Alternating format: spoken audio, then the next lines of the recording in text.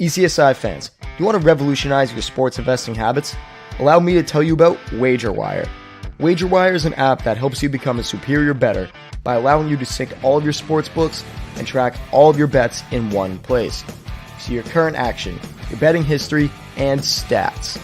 You can also sign up for sportsbooks and collect bonus offers. Follow them at WagerWire on X, as they're the best account on the platform.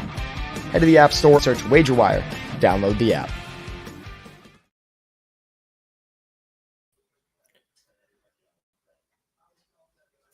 Good afternoon, sports fans from all around the globe. It is that time for the closing bell with Mr. Ron from Ron A Sports on October 13th. Yes, Friday the 13th, 2023. A busy, action-packed day here at the ECSI studios. Started off at 10:30 this morning with Southside Riley and our breakfast bankroll talking today's slate and, of course, our Big Ten preview. Right over to 1 o'clock with Mr. Sean Childs, Hall of Famer in the fantasy world, talking the DraftKings Millie Maker. Then 3 o'clock live from Texas. Good friend and colleague Matt Grissom, 3 Men in the Box, talking some college football, and brought us right now to 5 o'clock. One of the biggest spots of the week with good friend and colleague Ron, as we're going to break down last week's college football action, talk about this week's slates, and obviously this weekend in the NFL, week number 6 already. Shout out to our brand new sponsor and partnership, WagerWire. If you have not already done it, please go to Google Play and where you download your apps. Download it, it's free. Sync up your bets to a bazillion sports books, window shop. And if you also want to maybe make some extra cash, send an email to affiliate@wagerwire.com.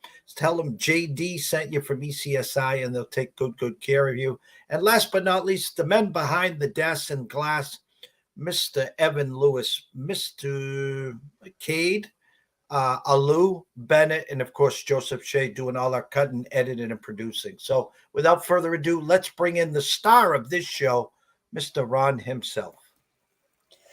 Good afternoon, Jeffrey. It's the end of the week. We get to look forward to football, and nothing better than that. Savor every one of these weeks. It goes by so quickly, but looking forward to this week's action.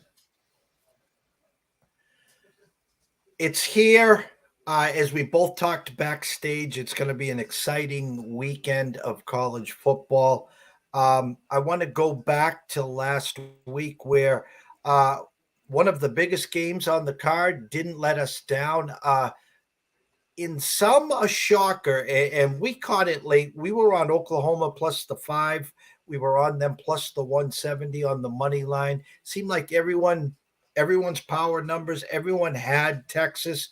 We remember the win at Tuscaloosa. Oklahoma's defense versus Texas's defense. And at the end there, it was the Oklahoma defense that held with the Texas offense. And then there's a late score now has propelled Oklahoma into that Final Four potential talk.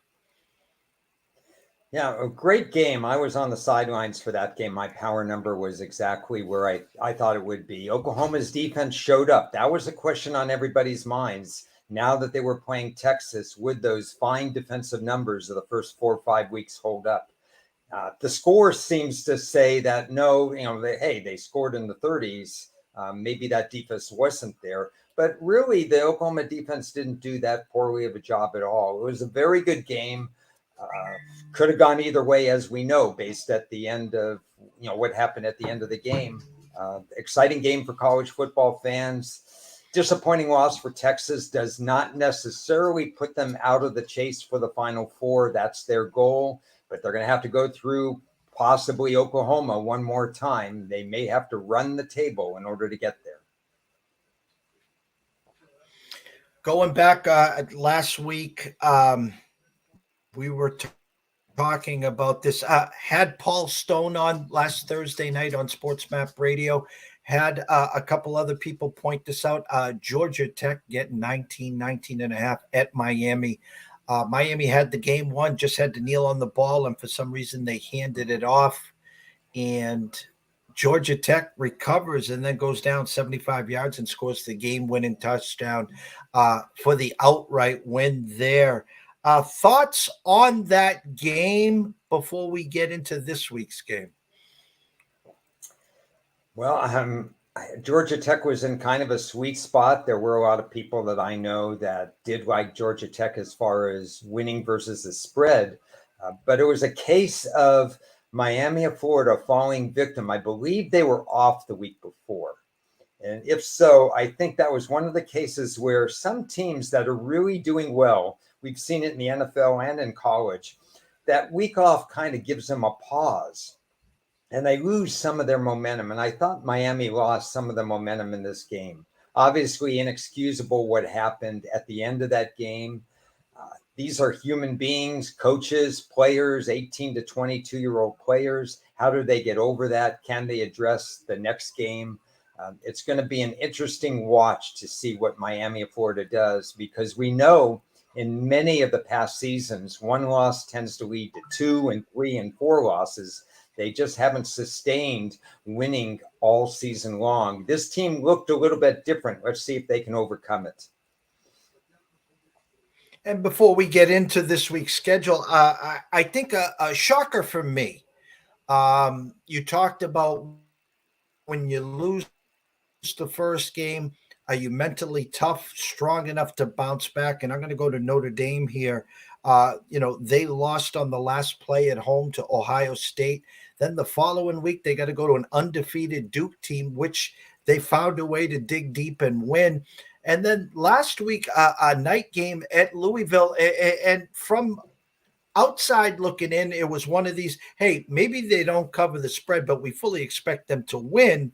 And then, of course, now they have to travel back home to another night game and host Khalid Williams, Lincoln Riley, and, of course, the USC Trojans. I was very, very surprised. I don't want to say I underestimated Louisville, but kind of shocked at the results there, how they defeated Notre Dame, especially in the second half. Yeah, a lot to uncover and unpack about this. My Louisville assessment at the beginning of the year was that they wouldn't be this good. So, that was something that I missed on as far as how Louisville is performing. I wish you could have, like the time machine to go back a little bit. I left Louisville plus 6.5. I was hoping for plus 7, and I was pretty adamant about that I wasn't going to take 6.5. I wish I probably would have bought on that, but it's been a great season. So, let's move on from there. Notre Dame's schedule has been such. You mentioned that 2 nail biters, and then the second a back-to-back on the road to have to play Louisville. I think they just have such an ambitious schedule that it takes so much out of them. USC week, which is what this week is about, is a whole different animal. Can they recharge because now they're at home off that particular loss? No question, Notre Dame's a really good team. I just think the schedule may have caught up to them a little bit. Well, let's stay there because now they face a USC team that was 20, 22, 24-point favorites to Arizona, whatever the closing number was.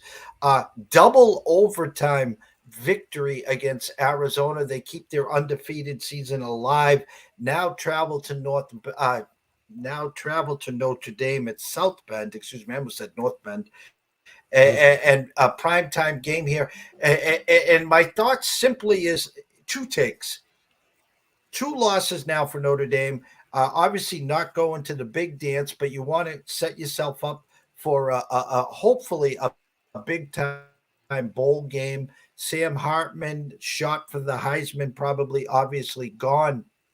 In comes an undefeated USC team with big picture in mind. The line opened up 1.5, 2, saw it creep to 3. Weather's not going to be pleasant. Maybe a wet track, maybe some gusts of wind there. My initial thought is great spot for Notre Dame, great spot for a bounce back. They should be able to play keep away, really run the ball efficiently. But on the other side, on my left shoulder, here's Lincoln Riley, here's Caleb Williams. I lean Notre Dame here. I'm really excited to hear your thoughts on this game. I probably feel much the same there. You usually want to have Notre Dame as an underdog in the spot. So when you're laying points, a little bit scary in terms of that. USC is kind of living on the edge, at least to this point in the season. I think both Oregon and Washington have proven that they have a better pedigree than USC.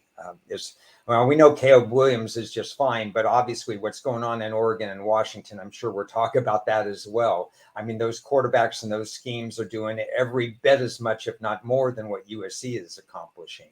It's defensively where USC could be in trouble as long as there's good footing, and wind doesn't affect the run game, of course, but if there's any precipitation, I hadn't checked into that quite yet. But Notre Dame can run and control clock in this particular game. Again, Notre Dame, it's USC week. Maybe they get over this 3-week hump of everything that's been going on. USC certainly has all their goals still on the table, which requires them most likely to beat Notre Dame. Maybe a loss with Notre Dame and then run the table in the Pac-12 would still be good enough. But I don't think motivation is going to be a factor for either team in this game. I would lean to Notre Dame if there's no wins, and that's something we have to check out. I think we're going to see more scoring than people think in this game, because I think Notre Dame can drive the ball on USC. And I think USC with Caleb Williams and Lincoln Riley can find a way to score more points than Notre Dame is accustomed to. So with good weather, with better weather, I would lean toward the overs in this particular game. Hartman has been a little disappointing to me against the big schools on their agenda, but maybe USC's defense isn't as much of a threat in terms of that. It's going to be an interesting game. It's going to be a fascinating game to watch.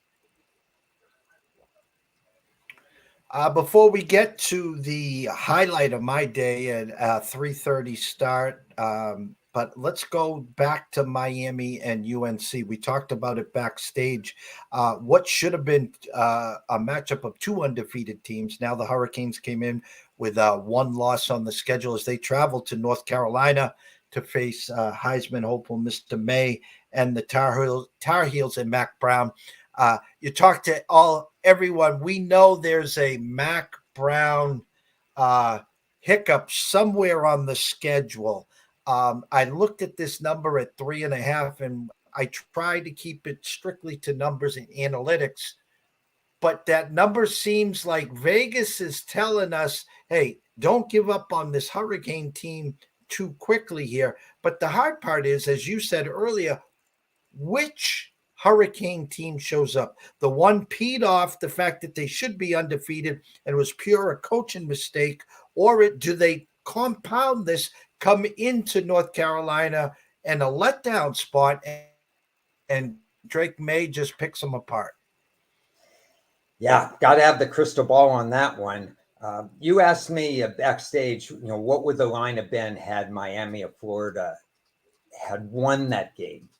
And I got to think, and this may sound a little bit of a strange thing, that the line would have been almost exactly the same as we're seeing it now. By power rating numbers, strictly using power rating numbers, this line should be a lot closer to 7, if not 7, based on the way that I have power rated North Carolina through the first 4 or 5 weeks of the season. I don't think we were ever going to see the 7, because we would have with Miami having a loss, and we're not seeing the 7. Instead, we're seeing enough money on Miami, Florida to believe that people are doubting that North Carolina can finish the deal against this particular team. According to my data, my technical data, Miami of Florida has the edge. According to the power ratings, North Carolina has the edge. According to what's in the mindset of Miami of Florida, that I don't know. What might happen, what you sometimes see happen, is that at the beginning of a game, the team that, just had that unfortunate thing happen to them, come out a little slow. So you might see North Carolina coming out with a little bit more firepower right away. And then the game evens out and you tend to focus on the game at hand. But that's just conjecture at this point. I think it's going to be a really good game. There's no way I could recommend either side because the technical analysis favors Miami and the power numbers favor North Carolina. The granddaddy of them all, in my eyes, happens in Washington. The undefeated Washington Huskies host the Oregon Ducks. We've talked now for a couple weeks about this game. A lot of power ratings had this one at 1. I saw the line open at 2, which obviously made me nervous.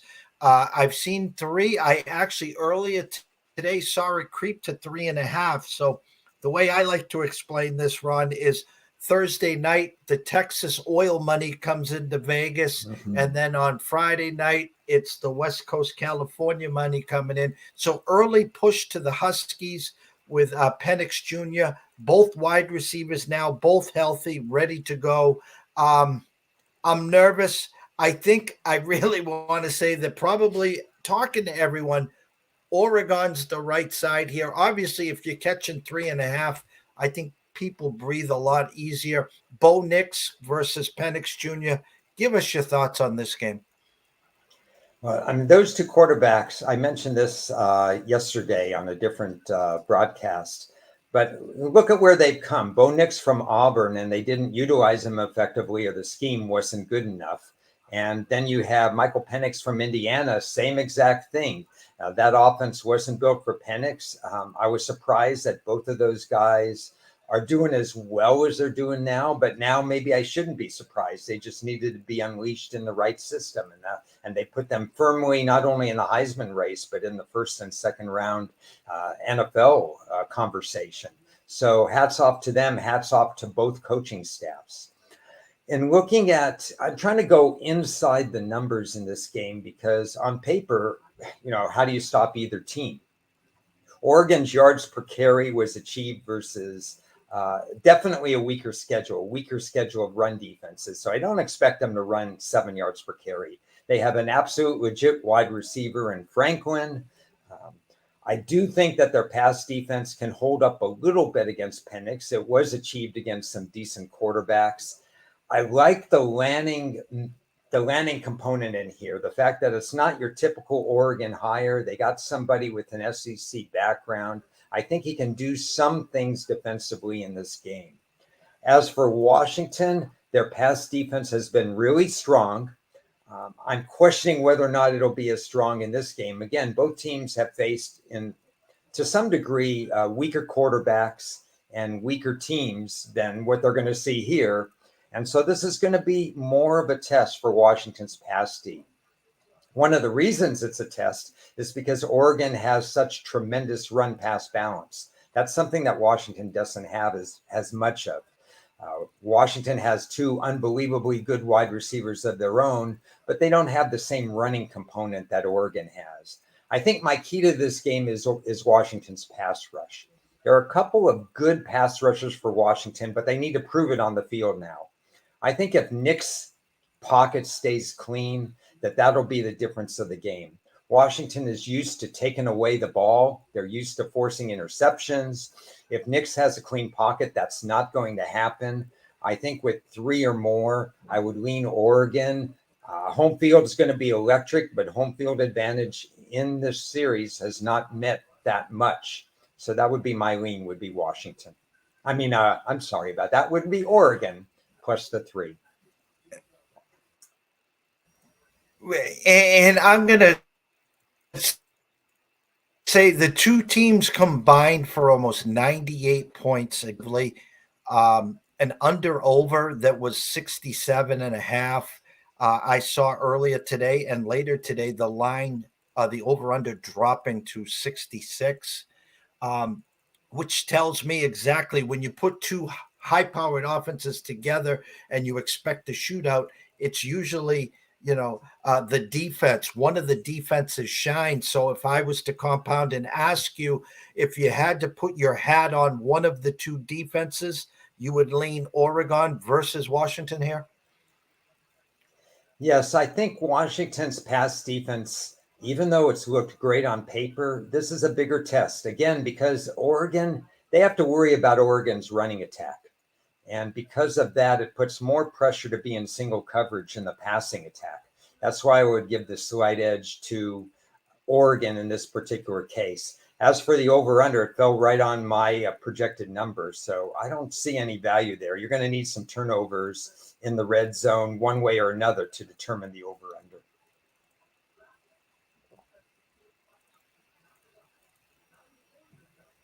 We're going to go to the NFL, where not for long, crazy week last week. Trying to assess now week 6. You have 5 full weeks of data in the NFL. So I'm going to just throw you a quick, a nice little 5-yard screenplay to take you 5 weeks of data, go back to the summer, putting all the work together, and assess where you started week 1. And now, before we get into week 6, what you've seen through 5 weeks with your analysis and data.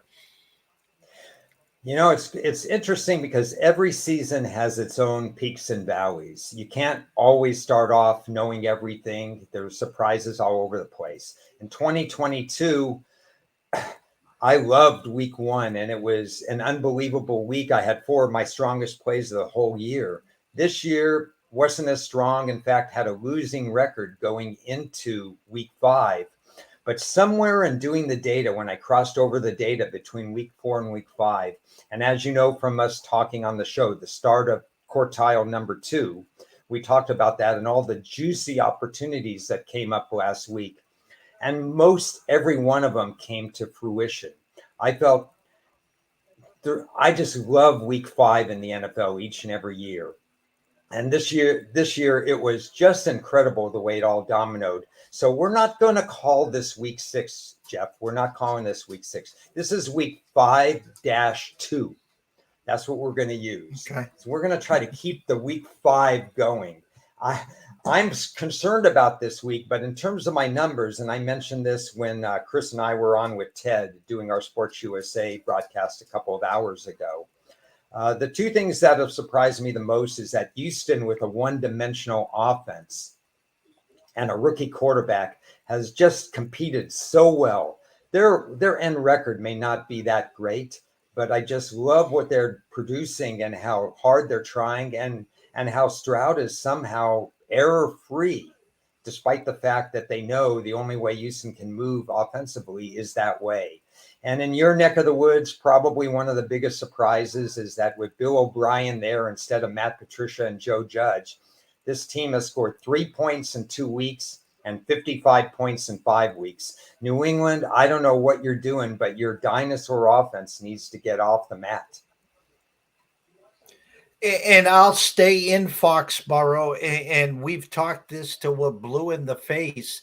And I can't remember what I had for breakfast yesterday, but I can remember the fact that week 1, Philly came in first quarter 16-0. Miami comes in week 2, Dolphins 17-3. They got the Jets on the schedule for week 3, and they grinded out a victory there. They go to Dallas week 4, and I think at one point it was 21-0. And then this week was supposed to be get well week against the Saints, and I think the first quarter was 14-0. 72-3 the last 2 weeks. This team has been outscored. They don't have any answers. It's almost like Bill. They used Bill and the narrative being in the Navy. He's going down with the ship, and he's going down with Mac Jones. And there is no bright lights here. Bailey Zappi came in and got 2 wins last year. Well, Bailey Zappi's not the answer. There's rumblings this week, Ron, of Malik Cunningham maybe next up. I mean, we even brought in Will Greer from Dallas. So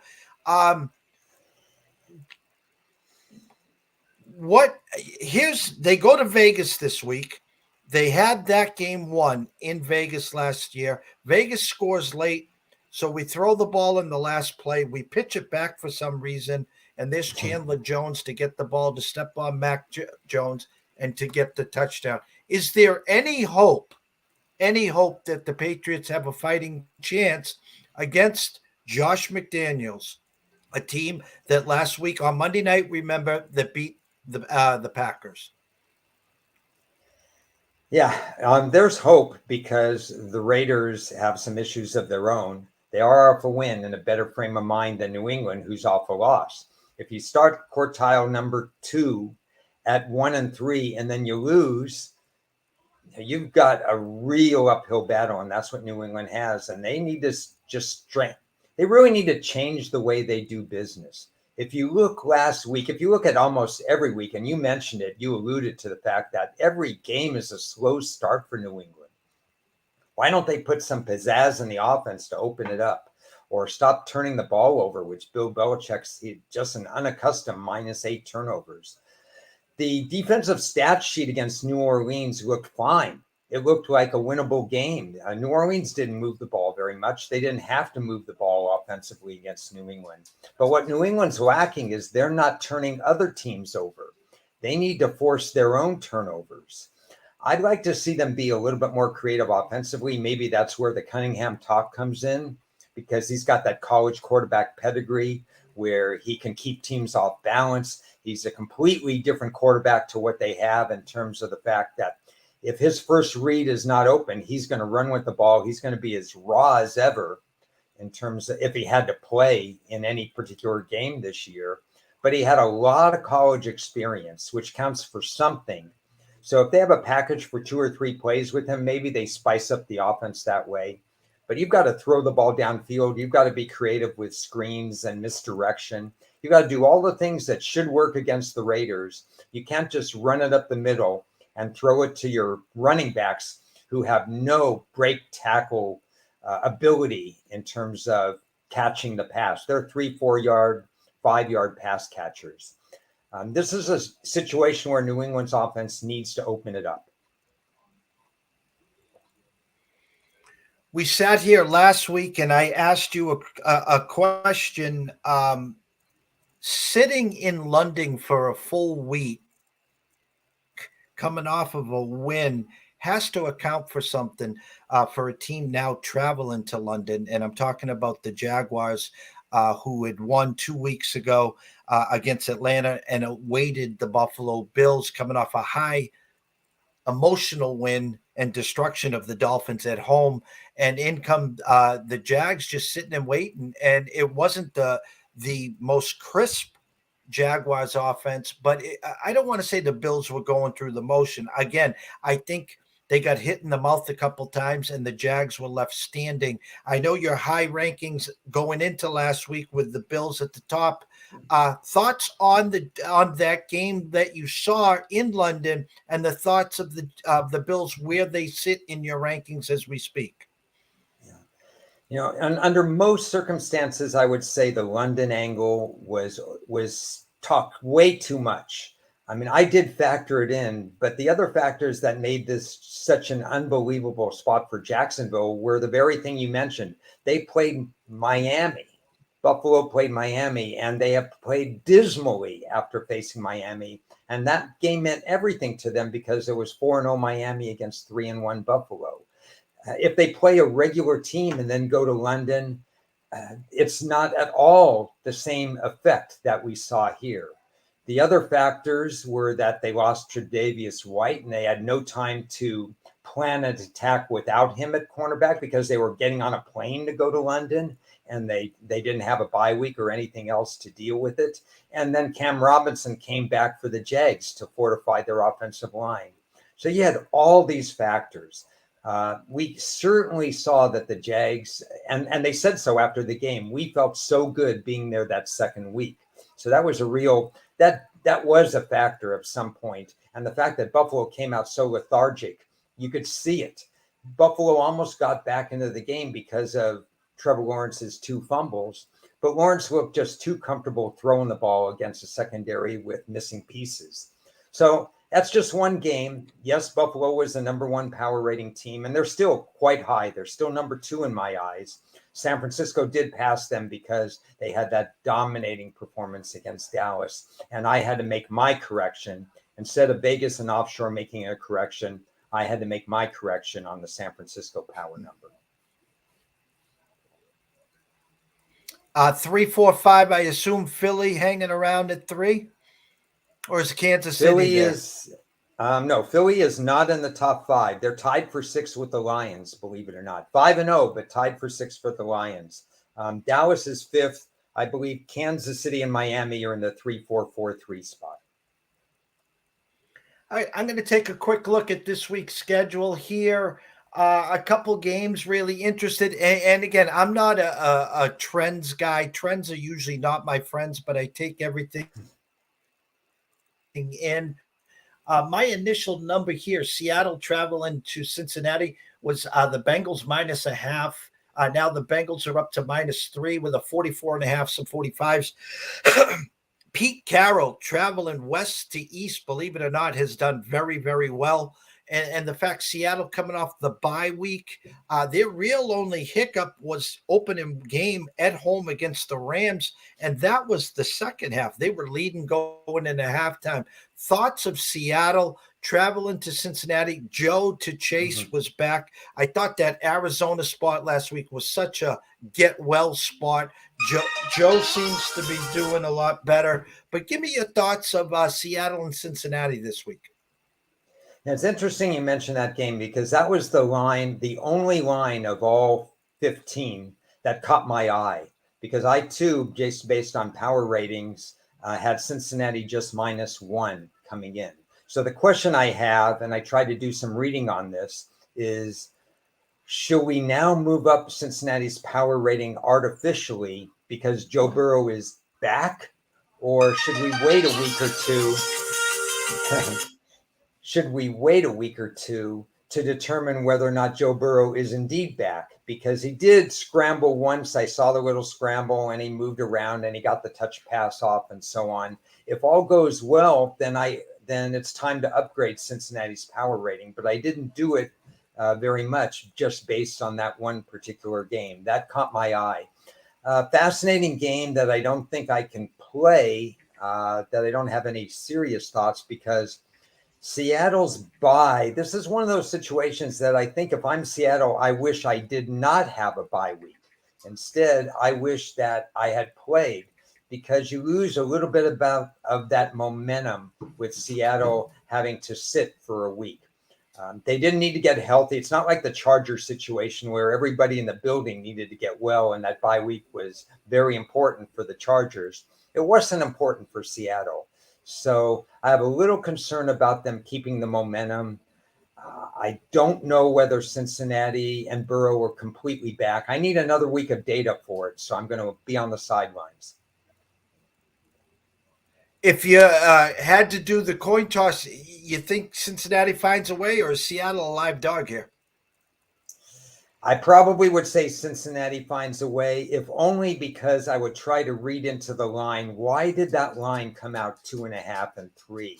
Why didn't it come out according to everybody's power ratings? I may be reading into it a little bit too much, but it kind of tells me that they think Cincinnati is the right side in this game. You talked about the 49ers, and listen, the Brock star, Mr. Irrelevant, no such thing, still undefeated in the regular season. A team built top to bottom, all the way from the top to the head coach. Now they have a quarterback. Everyone outside looking in, he's just he's not the real deal. It's just the system, blah, blah, blah, blah, blah. Christian McCaffrey, I think, has scored now at least one touchdown in 14 straight games. The emergence of Mr. Ayuk, Debo a little banged up. Mr. Kittle scores a couple times last week. Just shut down Dak and company, really made them look bad. Now travel to Cleveland. And if you read through the tea leaves here, I think it's more than an injury to Deshaun Watson, who was cleared, ready to play, a bye week, and now sitting on the sidelines. what do you make of what's going on with Deshaun and now a line that has soared to 10 in some spots? Sam Fran at Cleveland. Yeah, I'm not sure I've spent a lot of time thinking about Deshaun Watson. I just think, okay, people are going to have to get over the fact that he's not going to be the same Deshaun Watson as pre all the off-field drama and stuff like that. He hasn't got his confidence back against the better defenses. I think he's a little bit slower in the pocket for whatever reason. We thought with repetition he would get that way. I don't know anything about his pain tolerance or what he's thinking because he's never been made available to the media. Maybe for obvious reasons he's not available to the media because he's had so many issues in terms of dealing with the media over the last couple of years. So we don't know the true extent of what's going on. From Cleveland's standpoint, I think it's going to be interesting because this is the kind of defense that I expect to give San Francisco at least some problem. Now, this may shape up like a Denver, Kansas City game we saw last night, where at times Kansas City was so disinterested that they decided to run a few gadget plays just to get them interested. And those gadget plays didn't work. But they had some fun with it. They never thought that Russell Wilson was going to do anything against their particular defense anyway. It's almost that same thing. How distracted will San Francisco be in terms of this game, facing a really good defense in Cleveland? But the bottom line is, how is Cleveland going to score? So there's some stuff going on in Cleveland, considering how close that race is. Baltimore, Cincinnati, even Pittsburgh finding a way to win games. Every game matters in that AFC Central Division. Cleveland can't afford to be down too much with their personnel. I'd be worried about their whole team's mindset right now. Further down the line, I think this game is intriguing. I was not a buyer at the start of the season on the LA Rams, and they caught my eye. Obviously, the emergence of Puka, Tutu stepping in, Cooper Kupp on the sidelines for a month, Corinne Williams, the defense, and now Arizona comes in. Rams are now up to a 7-point favorite. Arizona, another team that I thought would be a dumpster fire, has showed some resilience until last week. They've been in a lot of games. Moving forward more here, Ron, are we to believe that the Rams can sustain? Now, they got 3 wide receivers here with Cooper Kupp back and Puka and Tutu. Your rankings, are you believing in the Rams moving forward? I still have the Rams slightly below average on my power ratings, but the line is correct in this game because Arizona has tied for my bottom power rating. There's nothing wrong with Arizona other than they lack personnel. They're trying as hard as they possibly can. What's going to determine whether or not I think the Rams are a team that can sustain their momentum all the way through the season is how well they perform on defense. I'm confident that if Matthew Stafford is reasonably healthy, or at least, let me not use the word reasonably, but 90% healthy or more, that they can do all the things they need to do offensively because he has so many years of experience. He can tiptoe around any offensive line problems. He's got tremendous wide receivers, Higbee at tight end. They lack a running game right now, but they do try. At least they still try to pound the rock, even though they don't have a great running game. But defensively, all these kids working around Aaron Donald, whose names I don't even know, I'm going to be watching them. Is there going to be fatigue at some point? Are they going to hit the rookie wall or the youngster wall? Some of them aren't rookies, but they haven't played as much as they've ever played before. Defense will tell me whether or not this is sustainable.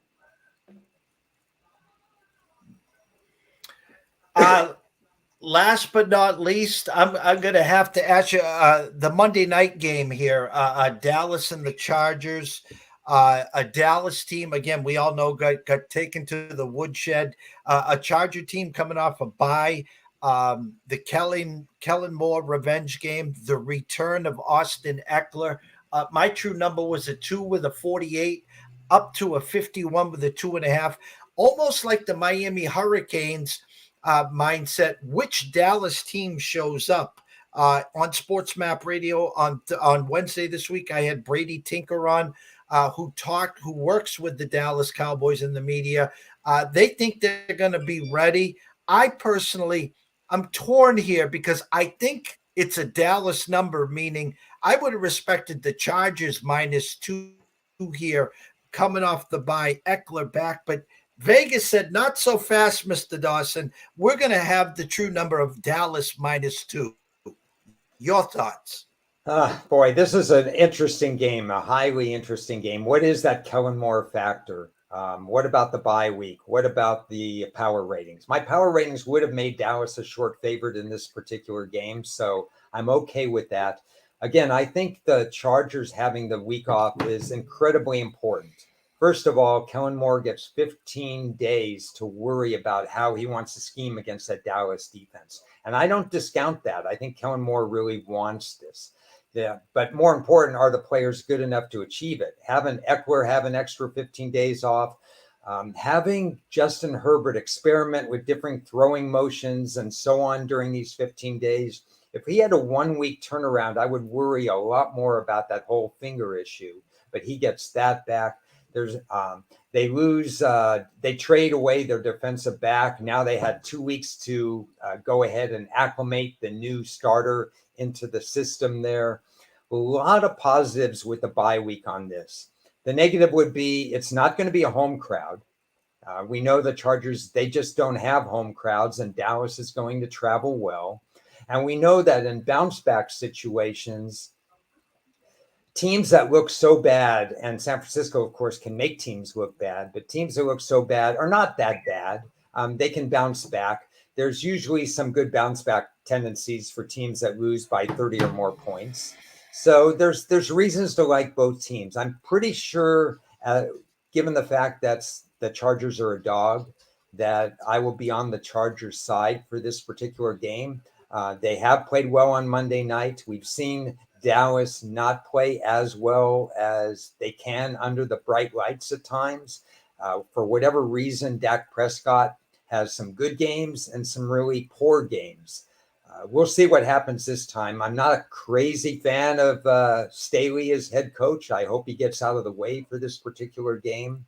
Probably be more comfortable with 3, but the line should never hit 3 in this particular situation. But my numbers and the way I handicap the game off the week would indicate that I like the Chargers. I would say the Chargers could win this 6 out of every 10 times. I heard a stat today that was kind of blow your mind away. And I'm not a stat guy, but the last 20 games, the 49ers opponents next game, let me say this.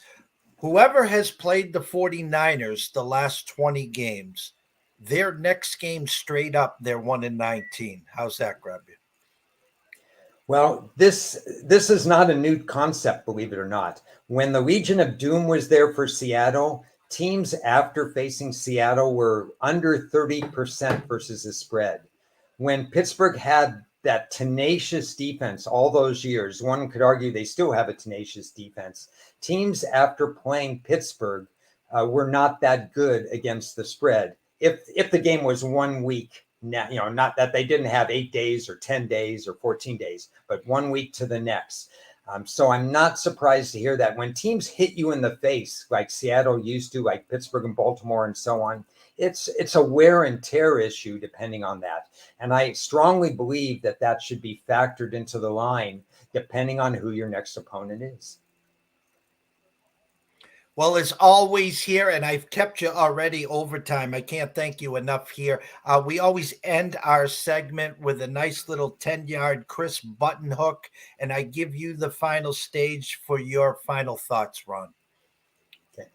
Thank you again. I'm always trying to learn during the season. It doesn't matter if you're doing it 5 years, 10 years, or going on 40 plus years like I'm doing it. I'm still trying new things. I wanted to see, for example, how 1-4 teams who just lost, whether or not they lose the next week. You run a little query and see what happens there. We all have bad beats in the NFL where, oh my goodness, West Virginia scores late and then Houston throws in a Hail Mary, that kind of stuff. I wasn't on the game, but I know, Twitter went crazy on that and stuff like that. I'm kind of under the impression that we should forget about the bad beats, no longer bad beats, but we should just talk about bad coaches, bad coaching decisions. Green Bay tried to lose the game with their play calling with Jordan Love. The Raiders tried to lose that game at the same time with Josh McDaniel making erratic decisions. We've seen McCarthy make bad decisions. We've seen Chicago not go for it on 4th and 1. We've seen 50-yard field goals instead of going for it. We've seen teams inside the 40-yard line punt instead of going for it or trying a pass. Washington, they're probably going to get a new coach with a new ownership because Ron Rivera is making curious decisions. I'm trying to find a way, and I know it's modeling, you can't do it. I'm honestly trying to find a way how I could determine how to use coaching decisions before games as opposed to going after the fact what happened. What can we do in terms of coaching decisions? The best I can come up right now is look at certain things that are happening. Baltimore, take them in the first half. We discussed that for the last 2 weeks. Take them in the first half. As soon as they get up double digits, fade them because they don't know how to. These are general rules of thumb that seem to be working. LA Chargers, just like the New Orleans Saints, first look should always be the dog. If you can get 3 points in an LA Charger game, you take it no matter what. If you can get 3 points in a New Orleans game, you take it no matter what. It's going to fail from time to time, but these things tend to be working either due to coaching or strategy or the same old thing. The same coaches use the same slow starts, the bad game plan tendencies. We know what Atlanta wants to do with their game plan, with their ground plan. We know what certain teams are all about. Can we incorporate that into our handicapping methodology? And that's pretty much my homework assignment right now, to take a look at some of these things like the Baltimore first half thing and apply it to wagering. One other thing I'll make, it's a little too early to talk about this, but let's put it in people's minds because you're allowed to bet season win totals now during the season. You can grab numbers week to week to week. We've got a trading deadline coming up in 2 or 3 weeks. What teams are going to be buyers and what teams are going to be sellers? Let's take a look at that as we look at these games and these results this week.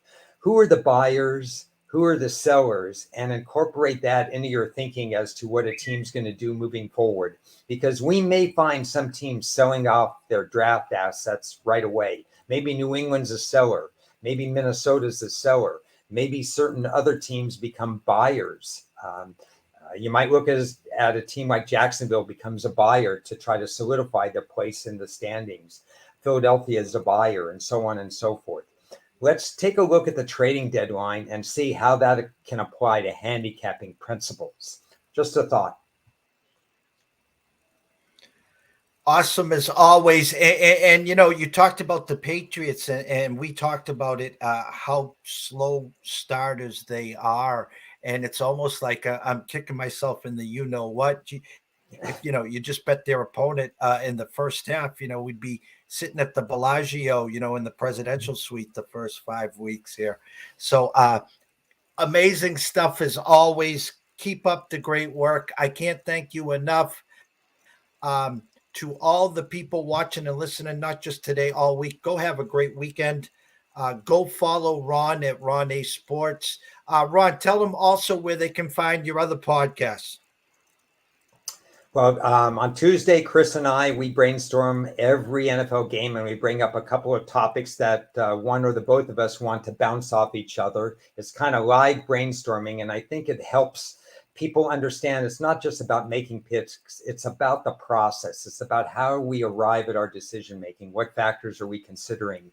That's what we do on Tuesday. We have the Inside Blitz on Friday, where Ted Sobel talks about the 2 Sports USA games of the week. We have some juicy ones coming up next week, so definitely look at that. Wager Talk articles every Monday and every Tuesday, college and the NFL. Twitter, I'll be tweeting away Sunday morning, and that's where you find me, at least until the end of the football season, then maybe some faraway land after that. Thank you again from the one and only Mr. Ron at Ron A Sports. Go follow him on Twitter. Make sure you grab all his work on Wager Talk as well. And of course, his podcast with Teddy and Las Vegas Chris. And from myself, Jeff Dawson at EC Sports Invest, we want everyone to have a great, great weekend. College football tonight, a little NHL. And then, of course, on Saturday, the meat and potatoes will be the college football. Sprinkle in a little ALCS, and then on Sunday, of course, the NFL. So everyone, have a great, great weekend, and we will see you next week.